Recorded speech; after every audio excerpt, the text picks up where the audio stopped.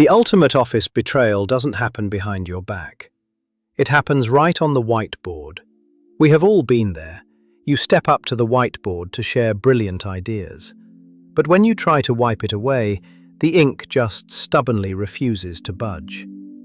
Our exhausted friend Vern has just made this classic, universally frustrating office mistake here today. He grabbed a permanent marker instead of a dry erase one, a truly tragic error. Why does one marker wipe away like dust, while the other stains the board forever? It all comes down to a microscopic chemical battle happening right there on the board. Let us look closer at the anatomy of these two seemingly identical plastic writing tools.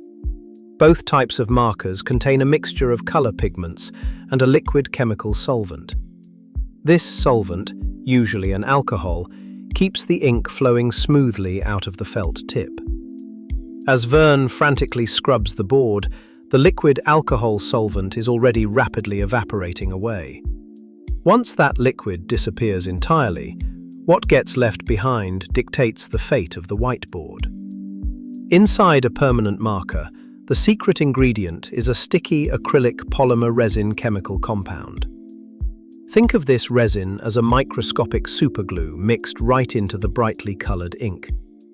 As the alcohol flashes off, this acrylic resin aggressively bites into the smooth plastic surface. It forms a rigid, waterproof chemical bond that locks the pigment tightly in its place. Vern's desperate physical attempts with a dry eraser only smear the edges of his mistake. The acrylic polymer simply laughs at his pathetic, felt-covered plastic wiping tool in the office. Now, let us closely examine the brilliant engineering inside a proper dry erase marker instead. Manufacturers completely remove that sticky acrylic resin from the chemical mixture of the erasable ink. In its place, they add a slippery, oily silicone polymer known as a release agent. This silicone acts like a microscopic layer of grease between the color pigment and board.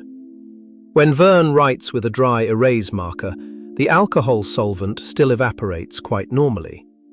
But as it dries, the silicone polymer rises to form an invisible, slippery protective barrier.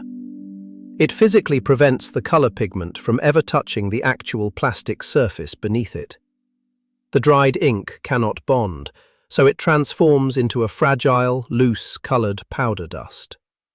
This is exactly why a simple swipe of an eraser effortlessly clears the board away.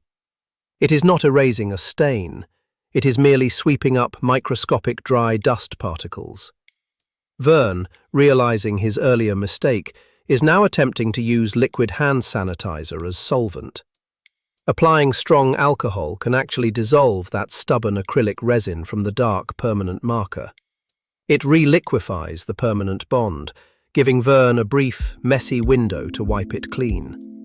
However, this method is highly inefficient and leaves a terrible, cloudy smear on the whiteboard. There is actually a much cleverer trick that utilizes the exact science we just learned. If you draw over permanent ink with a dry erase marker, chemical magic happens quickly. The fresh alcohol solvent in the dry erase marker dissolves the old permanent acrylic resin. Then, the new silicone release agent coats everything, allowing both mixed inks to wipe away. Vern is currently trying this trick, though his technique lacks a certain elegant scientific grace. He has successfully cleaned the board, but his stained shirt has absorbed most of it. The complex chemistry of polymers works perfectly, even if the user is slightly decaying today. Next time you use a whiteboard, appreciate the invisible silicone barrier protecting your brilliant ideas. Have you ever ruined a big presentation by grabbing the wrong marker in a panic?